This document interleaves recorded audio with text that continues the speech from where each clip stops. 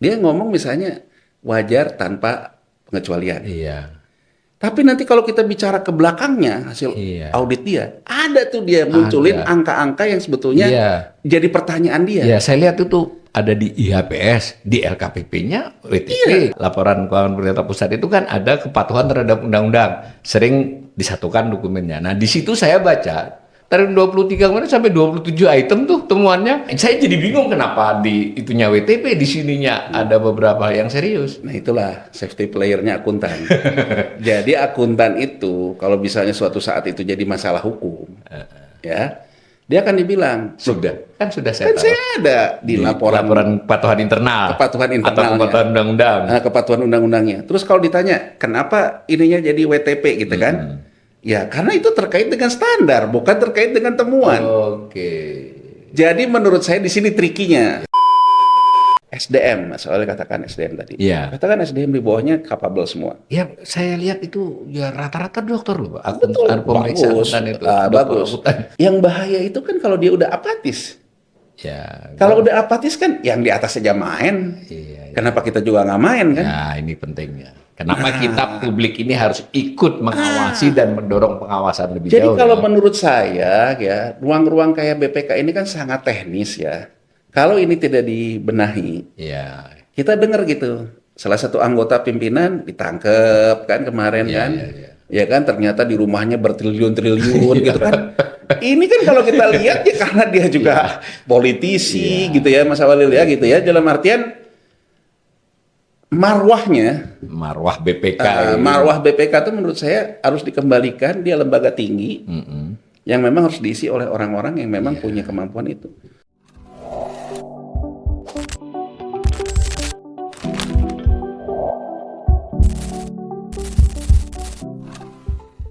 Salam cerdas, kita berjumpa kembali dalam ngobrol ekonomi di kanal YouTube Awali Rizki ini. Kembali dengan Mas Yanuar Rizki. Assalamualaikum Mas Yanuar. Waalaikumsalam warahmatullahi wabarakatuh. Mas Awalil. Kali ini kita akan mengangkat persoalan tentang Badan Pemeriksa Keuangan. Ya. Nah, ini sebuah badan lembaga negara ya, lembaga tinggi negara yang posisinya sangat luar biasa, ada di Undang-Undang Dasar 1945. Ya. Jadi di amandemen Undang-Undang Dasar 1945 di bab 8A itu cukup panjang lebar. Ini termasuk yang mendapatkan pasal yang cukup banyak. Jadi berbagai hal disebut di situ tentang posisi dan kedudukannya, tugasnya dan sebagainya. Kemudian Undang-Undang Dasar 1945 ini juga ditindaklanjuti oleh beberapa undang-undang penting, sangat penting bahkan dalam konteks ekonomi Indonesia ini. Ada undang-undang khusus tentang BPK sendiri, ya toh, undang-undang. Lalu ada undang-undang tentang pemeriksaan keuangan negara, ada undang-undang macam-macam lah, semua itu ada 45 undang-undang yang terkait dengan BPK.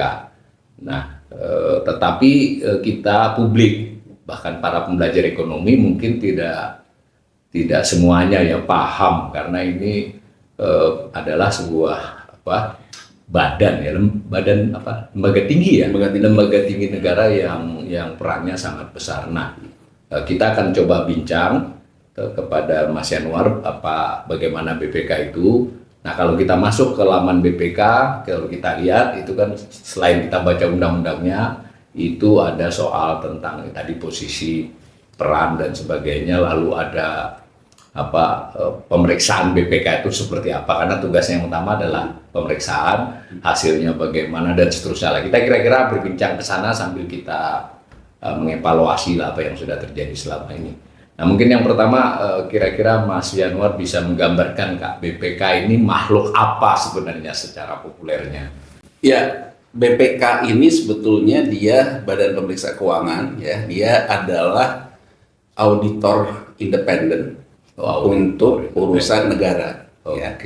Jadi kembali lagi kalau dalam hal laporan keuangan itu dihasilkan oleh manajemen, dalam hal ini oleh eksekutif. Eksekutif ini berarti kan pemerintah pusat, pemerintah daerah, lembaga pemerintah, badan-badan pemerintah, pokoknya semua yang terkait dengan negara, ya. Dan juga BUMN, karena BUMN walaupun keuangan negara yang dipisahkan, tapi itu ada modal negara di situ. Gitu ya. Kemudian kalau BUMN bisa terjadi jadi di BPK itu Mas Awalil dia terdiri dari beberapa anggota. Jadi pimpinannya. Nah, ada anggota, nanti mereka dari anggota itu memilih sendiri siapa ketua BPK-nya. Oke. Ini dipilih semua lewat fit and proper di DPR. Karena BPK itu mendapatkan mandat dari rakyat, dalam hal ini dari DPR gitu ya. Jadi rekrutmen dan sebagainya pun di DPR. Gitu ya. Jadi dia memang bertindak atas nama DPR, melaporkan juga nanti ke DPR. Jadi pemegang sahamnya DPR. Jadi saya ambil analogi, kalau di perusahaan ya, setiap rapat umum pemegang saham, nanti pemegang saham akan menunjuk siapa akuntan publik yang akan memeriksa perusahaan di tahun depannya. Nah, kalau dikait dengan negara ya satu aja, BPK. Nah, pemegang sahamnya, rapat umum pemegang sahamnya di mana? Di DPR. DPR. Di paripurna, ya yang kemarin kita Mas Awalil singgung, ada undang-undang untuk membahas tentang realisasi APBN gitu ya. Itu approves-nya pemerintah ya, rapat umum pemegang sahamnya pemerintah, terus nanti ada BUMN dan sebagainya. Nah, saya kembali ke yang tadi dibagi tuh biasanya anggota satu mengatasi departemen apa, pemerintah daerah dan sebagainya, dibagi portfolionya di mereka. Nah, tapi kalau misalnya di BUMN itu dia bisa terkena dua tuh. Satu misalnya kalau dia menyelenggarakan PSO. Nah, kalau dia menyelenggarakan PSO, dia bisa juga diperiksa oleh dua anggota. Satu anggota yang membawahi badan usaha milik negara. Satu lagi anggota misalnya kalau dia menyelenggarakan PSO-nya subsidi pupuk. Maka anggota yang berikutnya juga yang akan memeriksa dia, itu yang memeriksa tentang mata anggaran subsidi Departemen Pertanian. Jadi dia akan kena dua. Misalnya terkait dengan BBM listrik gitu, PLN, Pertamina juga akan kena dua. Jadi akan kena oleh auditor BUMN-nya, juga akan kena oleh auditor yang memeriksa kementerian yang punya mata anggaran subsidinya. Jadi pada prinsipnya BPK ini adalah auditor ya, pemeriksa, dan itu dilindungi oleh Undang-Undang Dasar 45 dan undang-undang gitu ya. Nah, jadi karena dia memeriksa negara, mandatnya itu dia diberikan oleh negara, diberikan oleh Undang-Undang Dasar 1945 gitu ya. Jadi dia memang lembaga tinggi ya, yang memang berwenang gitu untuk memeriksa, mengaudit semua lembaga negara yang ada. Nah, kemudian tadi kan Mas Awalil juga bilang ada undang-undang turunannya segala macam ya. Nah, dia memeriksa siapa gitu. Satu, laporan keuangan ya. Itu diterbitkan oleh lembaga negara ya. Baik itu pemerintah pusat, BUMN, ya, Bank Indonesia juga diperiksa BPK ya. Banyak lembaga kan, ada OJK, ada BI, ya, ada pemerintah daerah, ya, ada badan-badan yang dibentuk oleh negara, gitu ya. Itu semua diaudit oleh BPK, ya. Yang dia audit adalah laporan keuangan yang dibuat dan disajikan oleh para manajemen ini. Jadi kalau misalnya dia ketika masuk ke BI gitu ya, maka yang membuat adalah manajemen BI. Yang bertanggung jawab adalah Dewan Gubernurnya. Ya. Dia kemudian kan ada dasar meriksa pakai apa kayak kita yang bahas kemarin. Nah, kalau di BI dia ada yang namanya standar akuntansi Bank Indonesia, itu namanya KAKBI. Kebijakan Akuntansi Keuangan Bank Indonesia. Nah, dia memeriksa atas dasar itu. Kemudian nanti kalau di pemerintah ada SAPI kan, standar akuntansi pemerintahan Indonesia. Kalau di BUMN ya karena BUMN korporasi dia pakai standar akuntansi keuangan sama dengan perusahaan-perusahaan lain. Gitu ya. Nah, di OJK misalnya dia punya standar akuntansi tentang OJK. Saya cuman namanya lupa ya. Tersendiri ya. Karena dia lembaga yang mengambil pungutan kan, gitu. Jadi mengambil pungutan iuran dari masyarakat. Ya, jadi pelan-pelan nih Mas Januar buat para pembelajar ekonomi. Jadi si BPK ini melakukan pemeriksaan dengan mengacu pada standar. Ya. Nah, karena dia banyak cakupan pemeriksaannya. Kalau untuk Bank Indonesia dia memakai standar untuk memeriksa Bank Indonesia. Apa tadi? KAKBI, Nah, kebijakan akuntansi Bank keuangan. Indonesia. Nah, memang Bank Indonesia itu beda ya. Ya. Kemudian kalau untuk LKPP, untuk laporan keuangan pemerintah pusat maupun yang LKPD ya, itu memakai standar akuntansi pemerintahan Indonesia SAPI ya. Nah, OJK ada sendiri, kita tadi belum tahu nama persisnya, tapi ada standarnya juga. Sedangkan untuk BUMN itu dipakai standar akuntansi sebagaimana korporasi. Korporasi begitu ya. Oke. Terus hasil pemeriksaannya itu bagaimana? Nah, hasil pemeriksaan itu kan gini. Jadi pemeriksaan itu dibagi, ada pemeriksaan yang sifatnya pemeriksaan rutin setiap tahun ya, atau tiap tahun. kuartal, semester, tahun. Oke. Ya. Ini rutin memeriksa tentang kewajaran laporan keuangan. Kewajaran ya. Nah, kewajaran laporan keuangan dasarnya dia memeriksa berdasarkan standar akuntansi, ya, yang terkait dengan lembaga yang dia periksa. Nah, nanti outputnya adalah laporan hasil pemeriksaan. Laporan hasil pemeriksaan, LHP ya. LHP kalau dalam bahasa ininya laporan auditan gitu. Jadi laporan keuangan yang sudah diaudit, laporan auditan. Nanti dia punya ini wajar, tanpa syarat dan tanpa pengecualian, WTP, wajar dalam pengecualian, tidak memberikan pendapat, gitu kan. Jadi opini-opini ini sih sama dengan akuntan kebanyakan. Ya, atas dasar misalnya ketika dia periksa misalnya dia temukan misalnya, oh ini saya tidak punya, misalnya ambil contoh yang terakhir ini ya, yang dia memberikan wajar dalam pengecualian ya, dengan pengecualian WDP ke OJK ya. OJK ya, yang tahun 2023 ya. 2023. Oke. Kenapa kalau dilihat di situ? Karena dia, nah gini, BPK sendiri punya standar sebagai pemeriksa. Itu yang tadi Mas awalnya sebut undang-undang pemeriksa. Jadi kalau akuntan publik dia berdasarkan konsensus. Semua akuntan diterbitkan oleh Ikatan Akuntan Indonesia. Kalau Indonesia adalah standar pemeriksaan akuntan publik SPAP. Jadi untuk menilai apakah si akuntan ini bekerja benar atau enggak, yang dinilai itu dia melaksanakan standar pemeriksaan sesuai SPAP enggak. Kedua, nanti dilihat dia melakukan auditnya pakai SPSAK nggak kalau di perusahaan.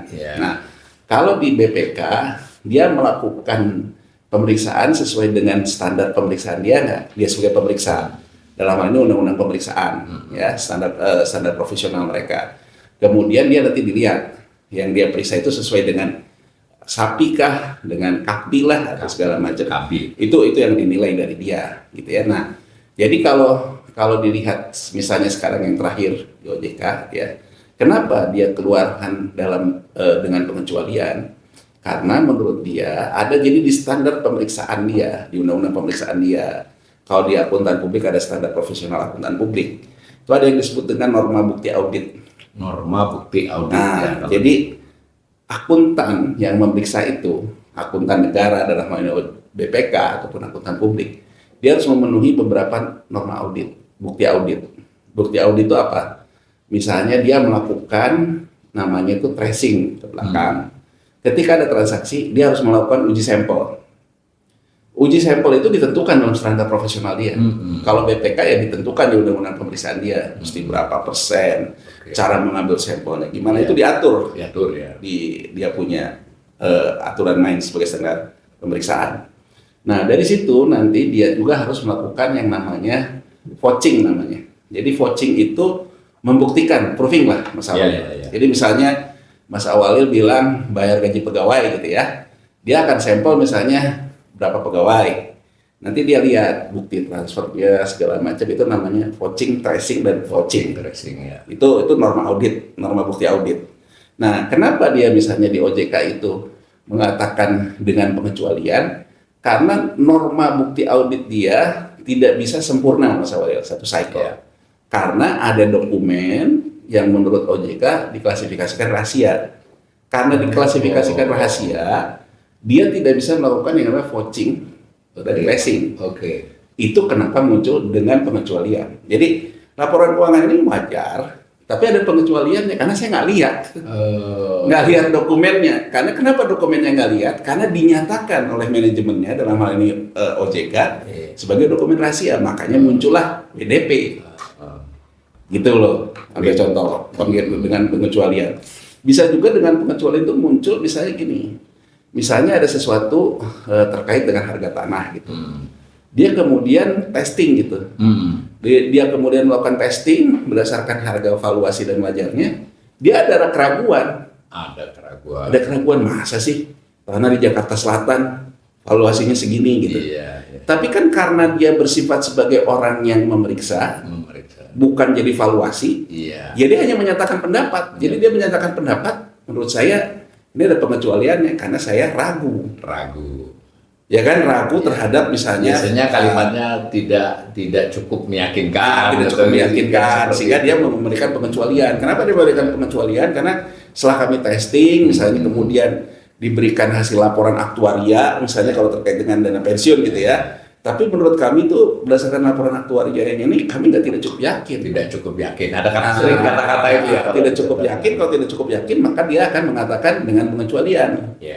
Nah, bisa juga dia tidak memberikan pendapat. Kalau tidak memberikan pendapat itu betul-betul tidak yakin dia. Betul-betul ini apa nih gitu ya kan. Kemudian dia tidak bisa memeriksa biasanya. Jadi misalnya laporannya itu berantakan. Tidak ngikutin standar akuntansi. Jadi akhirnya dia tidak memberikan pendapat karena tidak terstruktur. Nah, itu output yang dihasilkan. Mungkin kita potong sedikit buat para pembelajar ekonomi. Tadi kan ada beberapa standar yang acuan, begitu juga dengan undang-undang pemeriksaan keuangan negara. Tapi yang saya pernah lihat di publikasi BPK itu, dia kumpulkan itu ya dalam sebuah dokumen yang namanya standar standar pemeriksaan keuangan negara SPKN. Jadi itu merangkum. Tadi kan standar-standar ini dirangkum SPKN, dan dia juga saya lihat mengikuti best practices internasional. Kan ada Intosai, ada apa segala macam. Itu terakhir kan dokumennya 2017. Nah lalu saya baca-baca banyak masukan kan, otomatis kan dari praktek-praktek yang ada, termasuk best practices internasional yang ada perkembangan. Sejauh ini katanya mau dirubah, mau diperbaiki, lalu ada draft 2022, tapi sampai sekarang saya lihat belum diketok. Nah, saya ingin menajamkan saja, berarti kalau kita para pembelajar ekonomi ini mau memahami bagaimana proses, bagaimana cara, bagaimana standar BPK memeriksa ini, bagusnya baca dokumen ini ya, karena ini rangkuman saya lihat. Iya, jadi tadi Mas, yang tadi kan ada undang-undang pemeriksaan. Standar profesional dia berarti SPKN. SPKN. Oh iya, itu standar profesionalnya dia. Standar itu kan tidak disusun oleh BPK sendiri. Oh betul. Dia harus semua stakeholder. Oh betul. Termasuk akademisi, kemudian akuntan publik, kemudian DPR dan sebagainya. Nah, jadi kalau kita menganggap kualitas audit BPK itu rendah katakan saja, maka kita mengajukan untuk perubahan standar SPKN tadi. Misalnya kita katakan, kok Anda cara ngambil sampelnya hanya 20% katakan aja. Sampel ini penting nih ya. Sampelnya penting, 20%. Nggak bener dong kayak gini. Harusnya Anda memperbanyak sampel gitu kan, dalam norma auditnya gitu ya. Maka kita harus melakukan perubahan terhadap SPKN. Terus misalnya saja yang paling banyak jadi debat tuh gini. Antara norma bukti audit, antara form over substance kalau di akuntansi itu, sama substance over form. Jadi kalau form over substance, bahwa bukti hukum, bukti tertulis itu melebihi substansinya. Bukti tertulis melebihi substansi. Form over substance. Nah banyak orang mengkritik gitu. Kalau form over substance ini, yang namanya akuntan ini, yang namanya pemeriksa ini, kayak tukang hitung kacang aja gitu. Nah gitu kan, jadi tidak bisa menilai substansinya. Nah kritik seperti ini artinya kan kita harus membuat itu dalam standar pemeriksaan. Misalnya batasan, dia bisa merubah substance over form gitu ya. Jadi substansi lebih tinggi daripada formalitasnya. Nah itu harus diatur di standar pemeriksaan dia gitu. Tapi pasti kan akan terjadi debat panjang ya. Karena kan kalau substansi bagaimana pembuktiannya. Tapi kan kalau alat bukti hukum kan jelas dan berdokumen. Nah ini yang selalu jadi perdebatan Mas Awali tentang standar pemeriksaan akuntan publik bukan hanya BPK ya. Nah catatan lain yang Mas Awali bilang terakhir di 2017 itu pembahasan standar itu. Jadi kalau sekarang orang banyak mengkritik BPK, maka pintu masuknya di situ. Ya, ada draft sudah sampai 2020, Ah. tapi sampai sekarang belum Ya, diselesaikan. termasuk juga suara publik ya, suara publik menanggapi Terutama dari orang-orang yang kompeten ya di bidang betul. itu. Nah, banyak orang ngomong kayak gini, BPK ini udah kayak dewa aja, ya kan? Iya, Dia iya, yang iya. periksa gitu kan, Iya. dia sendiri siapa yang periksa? Oh, awam kan selalu bertanya gitu. Betul, betul. Iya kan? Awam kan selalu bisa, Iya, awam kan iya, selalu bisa iya, begitu. iya. Nah, sebetulnya dalam standar dalam profesi akuntan, mau akuntan publik, akuntan negara, dia ada yang disebut dengan peer review. Jadi kalau BPK ini hasil pemeriksaan dia yang banyak ini tentang pemerintah pusat, tentang BIT dan segala macam, itu harus di peer review. Yang peer review dia siapa? BPK juga. Jadi BPK negara lain. Saya lihat ini berarti BPK ini kan bisa dikatakan cakupan yang diperiksa itu kan banyak sekali Mas. Kalau secara entitas akuntansi kan wewenang dia itu kepada ratusan entitas akuntansi jatuhnya kan. Nah kan tadi kita yang populer kan terhadap laporan keuangan pemerintah pusat, lalu tadi terhadap laporan keuangan Bank Indonesia, terhadap laporan keuangan OJK, terhadap Pemda, juga BUMN. Nah, bisa nggak kita diberi gambaran hasil-hasil pemeriksaan yang populer-populer itu seperti apa? Ya. Mas Danang? Tapi kan yang dia audit tuh banyak ya. Iya. Jadi dia audit banyak, dia memang membuat juga skala prioritas dan Oh, sebagainya. ada Itu skala ditentukan prioritas. oleh DPR. Jadi tidak tiap tahun untuk beberapa itu diperiksa, apa bagaimana? Rutin diperiksa. Tetap tiap tapi tahun. cara mengauditnya beda. Oh, Misalnya begitu. saja BUMN. Oh, BUMN. BUMN kan korporasi. Iya, Dia kan sudah diaudit oleh semua akuntan publik ya. oke karena Nah, biasanya BPK melakukan peer review terhadap laporan-laporan dari akuntan Oke, publik. Jadi dia tidak melakukan pekerjaan lapangan. ya, namanya. jadi tidak mengirim akuntannya secara langsung memeriksa. Memeriksa, jadi nanti dia lihat laporan hasil dari akuntan publik, Ah, kecuali memang BUMN besar ya. Besar itu dalam artian memang ada kaitannya dengan mata anggaran Di departemen, di KL. Di KL. Misalnya pupuk gitu ya. Pupuk. Kan dia ada subsidi pupuk. Maka dia akan diperiksa juga. Ya, PSO lah ya. Pertamina kan dia terima juga kan dari pemerintah. Dari ya kan? pemerintah ada belanja non Ada KL-nya belanja- juga ada tuh belanja yang non- kompensasi itu kan. Kompensasi. Dulu namanya subsidi, sekarang kompensasi, ya kan gitu. Terus PLN juga sama. Dia audit itu karena terkait dengan pemeriksaan dia di Departemen Pertanian, pemeriksaan dia di Departemen Jadi SDM. menugaskan akuntannya secara langsung Secara ya untuk langsung. itu. Tapi untuk hal-hal yang lain-lainnya dia nanti merefer kepada Merefer ke akuntan- hasil pemeriksaan hasil akuntan pemeriksaan publik. akuntan publik. Nanti akuntan publik pun dia tidak berhak misalnya untuk memeriksa subsidi Oke. karena itu kewenangannya keuangan negara langsung. Oh, Makanya gini Mas Awalil, ada joke ya, ada joke misalnya orang, ini kan sekarang banyak nih orang nih, wah apa, jadi relawan, jadi komisaris di BUMN. Nah, ada joke juga, kalau mau jadi komisaris, jangan yang punya keuangan negara langsung. Jadi keuangan negara langsung tuh, misalnya kayak Pertamina, PLN, pupuk, ya. harus per tahunnya ada yang langsung Ada kan. keuangan negara langsung, begitu keuangan negara langsung, ibaratnya undang-undang tipikornya pun langsung kena kan. Oke. Karena dia juga langsung kena ke BPK.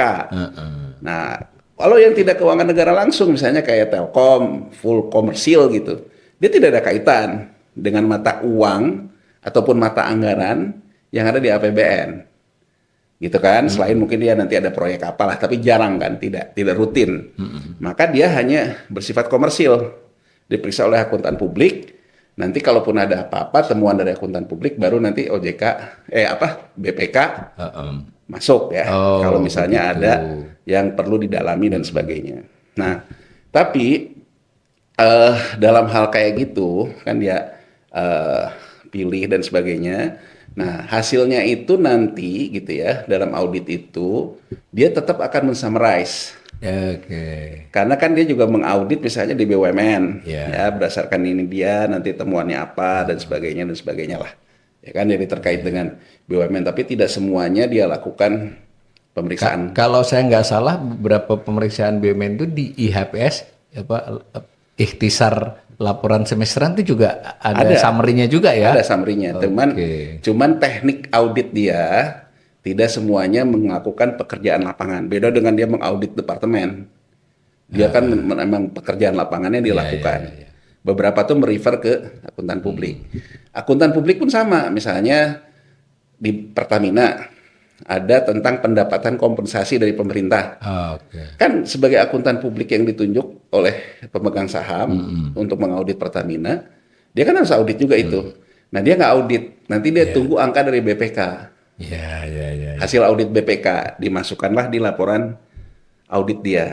Oke. Jadi akuntan publik juga punya keterbatasan hak dan kewenangan Untuk kalau dia beberapa mengatasi entitas itu ke ya. BUMN yang keuangan negara langsung. Karena keuangan negara langsung hak dan kewenangannya ada di Ya. BPK. Saya beri gambaran dikit buat para pembelajar. Kira-kira kalau yang tidak langsung dia betul hanya ada penyertaan modal negara yang Ya. belum tentu tiap tahun, berarti kekayaan yang dipisahkan. Tapi kemudian operasional tahunannya BUMN tersebut nyaris tidak langsung berhubungan dengan arus APBN. Tetapi beberapa BUMN selain dapat PMN dia juga memiliki keterhubungan langsung. Salah satunya adalah tadi PSO yang subsidi dan sebagainya. Itu jadi berarti dia diperiksa oleh BPK ya. Secara langsung kalau yang lain BPK sering merefer kepada pemeriksaan akuntan publik kecuali ada hal-hal yang dianggap ini. Nah, berkait dengan itu saya pernah mendengar ini tentang pemeriksaan dengan tujuan tertentu. Apa itu, Mas? Nah, oke.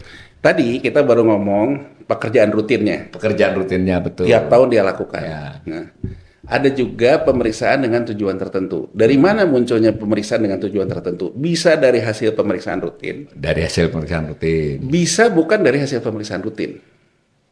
Apa Nah, itu? misalnya kalau dari hasil pemeriksaan rutin ya. Dari hasil pemeriksaan rutin misalnya kita ambil contoh deh. Yang OJK nih, yang Ya, di ikhtisar terakhir ini. bisa ditindaklanjuti gitu ya. OJK di situ dikatakan dia ada temuan audit lama dari BPK tentang tentang pengeluaran kas yang tidak bisa dipertanggungjawabkan. Menurut BPK belum dipulihkan. Jadi kalau belum dipulihkan tuh gampangnya uang itu belum dikembalikan. Oh. Karena menurut BPK berdasarkan audit rutinnya nih, bukan audit tujuan tertentu. Ya, audit nih. rutin saja. Nah, berdasarkan audit rutinnya, alat bukti hukumnya sesuai dengan norma auditnya itu tidak bisa dipertanggungjawabkan. Ya, tidak meyakinkan. Nggak ada lah. Nggak ada malah ya. Kasarnya nggak ada gitu, nggak bisa dibuktikan. Sehingga menurut dia ini harus dipulihkan. Dibalikin lah. Dibalikin. Kalau dibalikin selesai perkara sebagai tindak lanjut audit. Tapi karena ini belum dibalikin juga oleh dia, kan itu jadi punya potensi kerugian negara. Nah, di situ ya ada potensi.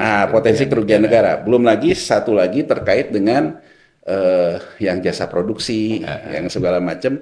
Karena berdasarkan standar akuntansinya, yang namanya standar, walaupun saya baca menurut Ketua OJK, dulu dia boleh katanya berdasarkan standar akuntansi OJK yang lama. Tapi standar akuntansi OJK yang baru dengan adanya undang-undang Omnibus Law sektor keuangan menjadi tidak boleh. Jadi gini Mas Awalil, kan itu terkait dengan jasa produksi dan tantiem dan sebagainya. Kalau berdasarkan standar akuntansi yang berlaku umum, ya, yang namanya jasa produksi dan tantiem itu diajukan ketika anggaran. Jadi misalnya sekarang kita mengajukan anggaran untuk 2025. Di anggaran 2025 itu sudah ada jasprot berapa, tantiem berapa, dianggarkan, disetujui di situ. Nanti tutup buku tahun 2025, semua angka ini langsung masuk dibiayakan. Dibagikannya kan nanti 2026 untuk jasa produksi 2025. Tidak boleh melebihi angka ini. Tidak boleh melebihi ya. Nah, artinya standar akuntansi yang berlaku umum, kalau anggarannya nggak ada, Anda nggak bisa tahu-tahu kasih tantiem atau jasprot meskipun ya. Kalau tidak dianggarkan nggak bisa intinya.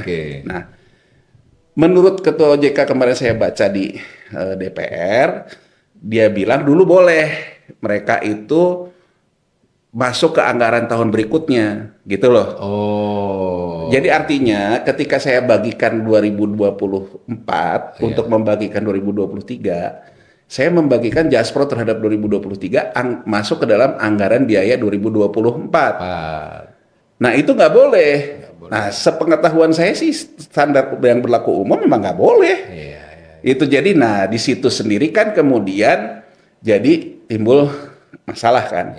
Nah sekarang yang baca laporan audit BPK, DPR misalnya, DPR misalnya ngelihat loh, ini apa nih 300-an miliar tak bisa dipertanggungjawabkan, sudah muncul potensi. Nah dia bisa mengatakan, tolong dong ini diperiksa untuk tujuan tertentu. Iya, jadi Karena dia juga nggak bisa Mas. Jadi ya, intinya itu baru temuan yang sifatnya umum lah kira-kira umum. begitu. Ya. Untuk temuan yang sifatnya umum ini ke arah betul-betul menjadi kerugian negara, potensi kerugian, harus ada yang namanya audit dengan tujuan tertentu. Jadi dasar ini saja ya kita tidak bisa mengatakan sudah terjadi Iya, iya. kerugian negara karena kita harus berdasarkan audit lagi, memberikanlah perintah kerja lagi. Iya. Awalnya dari mana? Dari hasil pemeriksaan rutin BPK. Gitu loh. Pada umumnya teman-teman BPK yang ya istilahnya skala cukup besar apa segala itu ditindaklanjuti dengan pemeriksaan dengan tujuan tertentu. Betul, cuman kembali lagi bukan hak dan kewenangan BPK juga untuk melakukan audit dengan tujuan tertentu itu. Oh begitu ya. Kan yang baca laporan keuangannya rakyat. Ya rakyat, diwakili DPR. Wakil DPR. Ya kita juga bisa gitu kalau kita juga bilang gitu ya, bilang ke BPK gitu ya sebagai hak Nah ini publik. menarik nih, berarti sebenarnya kita rakyat ini ya, dari temuan-temuan melalui temuan rutin itu yang cukup punya ya artinya kelihatan ada tanda-tanda masalah besar, itu berhak dong kita minta sebenarnya. Berhak. Nah, cuman di kita itu Mas Awalil, kita tidak terbiasa dengan middle class movement ya. Jadi gerakan kelas menengah. Kan bisa dong berarti misalnya Bisa. saya Mas Januar ya 100 orang, apalagi kalau yang tanda tangan itu akuntan, Iya. ekonom gitu minta ini Minta. Bu, ada dengan tujuan tertentu gitu. Itu yang disebut dengan class action kalau di negara Class lain. action. Di sini biasanya masih DPR atau pemerintah yang DPR, minta ya, hanya dua ya, pemerintah. Kalau masyarakat ya ribut-ribut aja kan, ribut-ribut aja. Nah ini juga jadi masalah kan, setelah ribut-ribut nanti diselesaikan 86 kan gitu Iya, kan. iya, Nah sebenarnya kan harusnya memang publik secara keseluruhan ini, rakyat secara keseluruhan, dia bisa juga melakukan class action. Saya minta nih yang ini dilakukan audit dengan tujuan tertentu. Bersurat kepada BPK dan DPR dong berarti. Ya BPK dan DPR. Nah iya. kalau dia tidak juga merespon sebetulnya ke MK. Oh, ini bagus Nah, ya. sebetulnya ke MK. Ada hak ke MK ya MK kita. gitu bahwa kita merasa dari kita membaca hasil audit ini ada satu yang harus ditelusuri dengan audit investigasi. Oh iya benar juga sih karena misalnya hasil audit LKPP itu kan pakai undang-undang menetapkannya. Iya, Oh berarti kita MK. kan MK kan kita menggugat undang-undang bukan Ya. menggugat ya. Ada yang bagian dari undang-undang itu yang kita pertanyakan. Karena BPK lembaga tinggi negara, Ya, yang diperiksa juga lembaga negara. iya. Jadi perselisihan antar lembaga masuk ke MK-nya. Oh, perselisihan antar lembaga bukan undang-undangnya ya. Lebih kepada situ. Perselisihan antar lembaga. Nah, perselisihan antar lembaga bisa juga diajukan oleh masyarakat. Bisa. Oh, Nah, iya, iya. diajukan Ini oleh menarik masyarakat ini gitu ya. Karena masyarakat misalnya kita mau ini, tapi Ya. ternyata DPR Ya. dan BPK-nya tidak menindaklanjuti. Kita minta nih, Ya. minta lewat MK. Ya. Mungkin buat para pembelajar ekonomi, ya kadang kan tidak semua hal itu menjadi viral di media karena nggak banyak yang nggak tahu. Maka kalau boleh khusus pembelajar ekonomi ini kan ada memang pengen belajar toh yang di kanal ini itu kalau saya salah dikoreksi ini bagusnya kita rutin membaca IHPS itu ya, Iya. ikhtisar hasil pemeriksaan semester itu tiap semester. Ya. Itu adalah semacam laporan umum tentang kerjanya pemeriksaannya BPK ya. Dan di situ ada banyak bab-bab dan tidak sama isinya tiap semester karena kan fokusnya lain-lain termasuk juga BUMN kadang dia sebenarnya dari situ kita bisa mencari tahu kan nanti dari misalnya terkait dengan BUMN tertentu kan kita berarti bisa bahkan bisa merujuk lagi kepada laporan keuangan BUMN yang tersebut kan. Nah di sini mungkin para pembelajar ekonomi kita sedikit bermasalah untuk para pembelajar ini karena kalau kita masuk ke laman Kementerian BUMN, kita masuk ke laman masing-masing BUMN itu bagaimana ya? Kebanyakan tidak memutakhirkan laporan keuangan terkininya loh Mas. Banyak Gini. yang gimana itu? Gini, Harusnya hak publik kan? Gini loh ya, kita sekarang ngomong trikinya ya. BPK ya sebagai audit ya juga kadang-kadang safety player. Misalnya Mas Audit, Mas Awalil ya, dia di opininya ya dia ngomong misalnya wajar tanpa pengecualian. Iya. Tapi nanti kalau kita bicara ke belakangnya hasil Iya. audit dia, ada tuh dia munculin Ada. angka-angka yang sebetulnya Iya. jadi pertanyaan dia. Ya, saya lihat itu ada di IHPS, di LKPP-nya WTP. Iya, di hasil. Jadi sebetulnya kalau publik ini ya, kalau publik ini rajin ya, publik ini rajin, IHPS itu di summaries, diiniin, di samping dia memberikan opini, apa sih temuan signifikannya? Kita lihat. Kedua, kalau kita punya rasa kecurigaan misalnya terhadap satu objek audit tertentu, kita periksa laporan hasil pemeriksaannya. Misalnya kita curiga nih terhadap laporan hasil pemeriksaan departemen tertentu. Ambil laporan hasil pemeriksaannya itu. Kadang-kadang ya di sininya itu nggak ada apa-apa, nanti di rincian hasil auditnya ada. Sebetulnya kalau di undang-undangnya itu betul-betul diperintahkan loh bahwa BPK itu memeriksa, melaporkan kepada DPR dan mengumumkan kepada publik. Oh, iya, Jadi iya. publik itu berhak, tapi nggak gampang untuk beberapa hal. Betul. Kembali tadi ya IHPS-nya ada, tapi kan ada item IHPS yang kita perlu lagi melihat pemeriksaan yang lebih rinci kan. Iya. Itu yang kadang sama lain nih Mas. Kemarin kita sudah pernah ngomong soal LKPP. LKPP yang banyak dibaca itu kan yang wajar tanpa pengecualiannya saja. Lalu LKPP-nya ada beberapa catatan. Padahal ada laporan hasil pemeriksaan kepatuhan internal dan kepatuhan terhadap perundang-undangan karena negara ya. Kalau untuk korporasi mungkin hanya kepatuhan internal kan. Ya. Tapi kalau untuk keuangan pemerintah, keuangan negara, laporan keuangan pemerintah pusat itu kan ada kepatuhan terhadap undang-undang. Sering disatukan dokumennya. Nah, di situ saya baca khusus yang internal itu bisa sampai dari 23 kemarin sampai 27 item tuh temuannya. Nah, itu. Dan kalau ditajami lagi itu ada yang sebetulnya saya jadi bingung kenapa di itunya WTP, di sininya ada beberapa yang serius. Nah itulah safety player-nya akuntan. Jadi akuntan itu kalau misalnya suatu saat itu jadi masalah hukum, ya dia akan dibilang, Sudah saya kan taruh saya ada di laporan kepatuhan internal kepatuhan atau internalnya, kepatuhan undang-undang. Kepatuhan undang-undangnya. Terus kalau ditanya kenapa ininya jadi WTP gitu kan? Ya karena itu terkait dengan standar, bukan terkait dengan temuan. Oke. Jadi menurut saya di sini trikinya. Ya.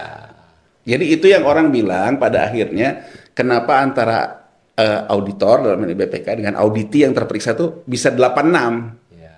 Jadi katakan saja dia punya temuan ya terkait dengan penilaian intern. Dari terkait penilaian intern ini sebetulnya secara substansi saya tidak bisa meyakini angka di sini. Ya kan? Meskipun telah disajikan sesuai dengan standar akuntansinya. Mungkin awalnya masuk nih jadi temuan. Kemudian nanti yang auditinya yang terperiksanya tolonglah Pak Ketua dibuanglah yang ini. Dalam temuannya kan. Nah, dibuang yang ini tapi saya juga ingin mengingatkan ke orang-orang yang di audit ini. Anda juga jangan percaya gitu aja, safety player-nya ada. Jadi kadang-kadang di atasnya pas di bagian opini dan ikhtisarnya dia udah coret, tapi di detailnya enggak. Ini safety player-nya dia gitu. Jadi kalau suatu saat itu jadi Temuan. masalah hukum gitu ya, dia bilang, kan saya ada di detailnya. Betul, ini bagus ini poin Nah, bagus ya. ini menurut saya kualitas BPK juga, inilah pentingnya peer review yang saya bilang tadi Mas Audi. Iya, oh jadi ada. Peer review. Jadi kalau ada peer review, kalau audit peer review ini dilakukan oleh BPK negara lain, antara detail dengan opini akhir kok kayak nggak nyambung. Kan ada dari dia nanti hasil peer review. Yang bisa minta peer review siapa? Ya DPR. DPR bisa ya jelas. Pemerintah bisa. Ya Harusnya tadi class action juga tadi. class action. Jadi class action ya mungkin dukungan publik ya. Dukungan publik, ya. Dorongan publik agar Dorongan publik, semua ya. itu accountable. Ya bisa juga lembaga penegakan hukum ya dalam hari ini KPK. Ya, KPK ya. Kemudian Kejaksaan Agung kalau dia memang mencurigai BPK. Ya. Ya kan? Kalau dia mencurigai BPK misalnya katakan saja KPK, wah ini dia menemukan misalnya. Iya. Ini kok audit di atasnya bagus, di detailnya nggak bagus. Iya. Nggak nyambung. Catatan terhadap kepatuhan internalnya kok serius banget Ah, catatannya. serius banget nih. Kemudian dia misalnya, ini jangan-jangan main nih. Nah, kan dia bisa minta juga peer review ya, dalam artian di review hasil auditnya. Nah, itu yang berdasarkan tujuan tertentu terkait dengan hasil pemeriksaannya. Iya. Nah, bisa juga memang tidak terkait dengan hasil pemeriksaan, Mas Awalil. Jadi misalnya tidak terkait dengan hasil pemeriksaan itu, di tengah jalan misalnya orang misalnya, oh nih ada kasus korupsi Ya. ataupun dana non budgeter. Itu dulu waktu mafia minyak perasaan juga ada yang BPDTT padahal cuma cucu. Ya. Kan, itu bisa ya. itu. Nah itu memang tidak terkait dengan pemeriksaan rutin dia, tapi memang ada permintaan untuk dilakukan sesuai dengan tujuan tertentu. Jadi tujuan tertentu tuh bisa timbul dari hasil pemeriksaan rutin yang ditindaklanjuti untuk dicari lagi lewat pemeriksaan Bisa lanjutan. juga perbincangan publik ya. Bisa juga perbincangan publik. Luas betul. Luas. Jadi bisa saja orang misalnya menganggap bahwa ini walaupun wajar kayak gini, tapi berdasarkan kita lihat ini nggak bener nih di sininya gitu. Nah, masuk ke sini tuh saya jadi terpikir kan bagaimanapun dia sebagai sebuah lembaga ya kan memiliki tadi ada standar-standar oke, tapi kan ada faktor lain SDM kan sumber daya manusianya. Tentu SDM juga ada pimpinannya kan sebagaimana yang kita ketahui BPK itu ada 1 ketua 8 anggota. Tadi dipilih oleh DPR meskipun ada proses fit and proper test ya. Nah, saya belum sempat ngecek, nanti kita cek bersama-sama berapa jumlah akuntan di BPK, tapi kalau yang itu kan reguler kan maksudnya ada karir kan. Nah, menurut Mas Yanuar baik itu terhadap struktur pimpinan, cara pemilihan maupun kecukupan SDM BPK itu bagaimana? Malah BPK ini banyak punya kantor wilayah kan? Banyak. Oke, silakan. Jadi kalau dia kan pabriknya, ya kan pabrik yang menghasilkan akuntan negara ini kan stan nih, ya kan jadi stan kan, makanya mereka kan akan ke sana ya atau ke BPKP. BPKP kan internal auditor pemerintah. Nah, cuman di faktornya itu di pimpinannya, Mas Awalil ya. Kalau kritik saya itu gini, semakin ke sini ya 8 anggota 1 ketua ini itu tidak memenuhi aspek profil auditor gitu loh. Profil auditor. Karena kan profil auditor ini satu, dia harus punya kemampuan legal ya. mengerti tentang undang-undang gitu ya. Karena kan audit itu pada dasarnya berdasarkan akhirnya pada legal.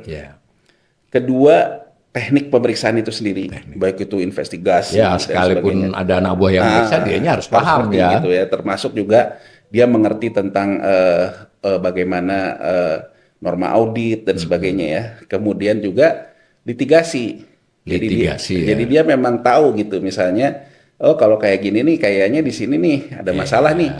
Jadi Mas Awalil bayangin ya, kalau Mas Awalil anggota yang membawahi 1 KL, beberapa KL. Di bawah Mas Awalil akuntan ya.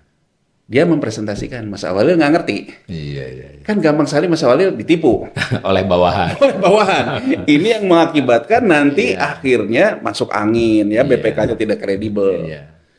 Tapi bisa juga dibalik gitu. Di bawahnya sudah memberikan laporan ke atasnya bilang enggak, ini coret-coret aja gitu, karena satu dia tidak. Jadi arena permainan di sini. Jadi kalau menurut saya harusnya ya kita ini dalam sejarah BPK ya. Jadi gini loh Mas Awalil, 10 tahun terakhir ya. Mungkin ini kritik lah dari saya. Kita memang abai betul tentang yang namanya governance ya, tentang tata kelola. Kita abai betul tentang yang namanya kredibilitas sebuah lembaga. Ditentukan juga oleh kredibilitas pimpinannya. Betul. Jadi bayangin gitu ya. Misalnya zamannya Orde Baru gitu. Ketua BPK Pak Umar Wirahadikusumah bekas Wapres. Nggak pernah yang ini gitu. Jadi level segitu lah. Levelnya itu yang memang kuat. Zaman SBY misalnya Anwar Nasution yang kita tahu juga dia ekonom, pernah di BI gitu ya. Jadi artinya tuh kredibilitinya tuh ada. Kemudian anggota-anggotanya beberapa itu boleh dibilang tuh proporsinya pejabat karirnya banyak. Jadi orang yang memang sudah terbiasa ngaudit. Betul.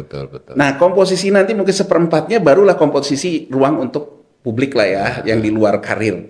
Sekarang kan kebalikan. Hampir seluruh isinya kemudian dengan seluruh hormat juga yang ditempatkan di situ anggota DPR yang udah nggak kepilih lagi. Yang udah kalah gitu loh, dari ditempatkan di situ. Jadi menurut saya tuh kita tuh mengabaikan hal-hal kayak gitu.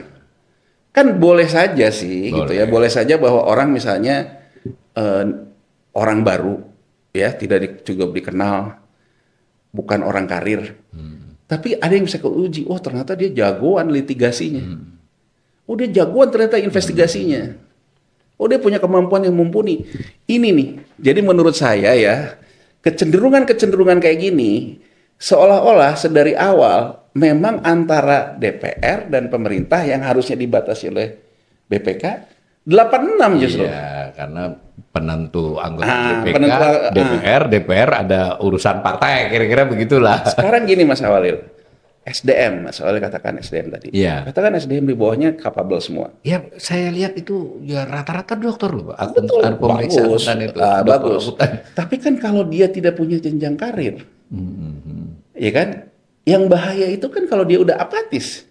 Ya, Kalau udah apatis kan, yang di atas saja main. iya, Kenapa kita juga nggak main kan? ya ini pentingnya. Kenapa kita publik ini harus ikut mengawasi dan mendorong pengawasan lebih Jadi jauh? kalau ya? menurut saya ya, ruang-ruang kayak BPK ini kan sangat teknis ya.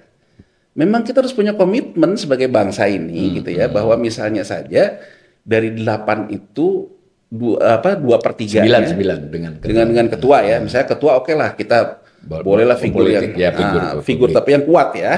8 sisanya itu misalnya kita harus punya komitmen 2/3-nya yang memang sudah punya capabilities teknis gitu. Iya, Kak. Ya kan baru nanti 1/3 bolehlah kita Ya, ya kan untuk mengakomodir politisi kayak segala macam. Ini yang menurut saya kalau ini tidak dibenahi, ya, kita dengar gitu. Salah satu anggota pimpinan ditangkep kan kemarin kan. Ya kan ternyata di rumahnya bertriliun-triliun gitu kan. Ini kan kalau kita lihat ya karena dia juga politisi gitu ya Mas Awalil ya gitu ya. Dalam artian marwahnya marwah BPK. marwah BPK itu menurut saya harus dikembalikan, dia lembaga tinggi yang memang harus diisi oleh orang-orang yang memang punya kemampuan itu. Ya. Itu sih Mas Awalil kalau menurut saya. Jadi SDM-nya sih kurang sih relatif ya. Ya, relatif. Tapi yang paling penting itu kan Pimpinannya. itu harus mencerminkan kewibawaan institusinya. Oke, itu ya. Jadi para pembelajar ekonomi kita cukup panjang lebar nih bicara. Kira-kira kesimpulan sederhananya adalah kesimpulan umum, maksudnya bukan sederhana. Pertama ini kita punya lembaga tinggi negara namanya Badan Pemeriksa Keuangan yang menurut Undang-Undang Dasar 1945 ada beberapa pasal, artinya itu kan luar biasa, itu nggak banyak yang begitu, memiliki peran, fungsi, dan tentu saja dalam kaitannya dengan pengelolaan keuangan negara sangat kita andalkan untuk governance tadi istilahnya. Nah, untuk itu kita para pembelajar ekonomi dan publik secara umum ini memang sebaiknya makin memahami ya, makin mengerti, dan sebaliknya juga BPK, DPR harus memperluas edukasi masyarakat tentang BPK ini bagaimana. Di antara yang edukasi tadi mungkin kita bisa mulai dari membaca beberapa laporannya BPK, tentu dengan melihat dulu resume-resume, summary-nya lah. Nah, saya sangat menganjurkan untuk yang dibaca itu adalah IHPS tadi, karena itu adalah summary-nya. Kemudian tadi dari pembicaraan dengan Mas Yanuar, itu kan semua ada standar-standarnya. Kita mungkin biarpun perlahan-lahan buat kami-kami yang tidak tahu akuntansi, tapi kan tetap kita bisa, pokok-pokoknya bisa tahu bagaimana standar pemeriksaan yang dipakai oleh BPK. Kemudian yang ketiga, kita juga boleh dong publik ini menyuarakan, Bu, ya BPK ini pimpinannya dipilih oleh DPR itu yang sesuai lah dengan tadi tupoksinya ini tadi, marwahnya. Dan tentu saja kita tidak boleh abai ya, kita harus peduli. Tadi ada satu kesempatan ya, mungkin boleh dicoba ya, kita bisa class action atau dipenuhi atau tidak oleh MK soal lain, tapi dia jadi berita bahwa kita minta PDT. Dan terakhir kita juga harus mengawasi apa-apa yang bersifat tindak lanjut atas hasil pemeriksaan. Meskipun tadi tidak dibahas, tapi implisit Mas Yendra sudah ingatkan kan, pemeriksaan satu hal, tetapi hasilnya hal lain, lalu tindak lanjut atas hasil, karena kan tidak semuanya di BPK tuh. Ya, ada aparat penegak ada hukum dan sebagainya. Nah, mudah-mudahan pembincangan kami hari ini, ngobrol ekonomi tentang topik ini, bisa merangsang kita semua untuk berpartisipasi secara aktif demi masa depan negara ini yang lebih baik.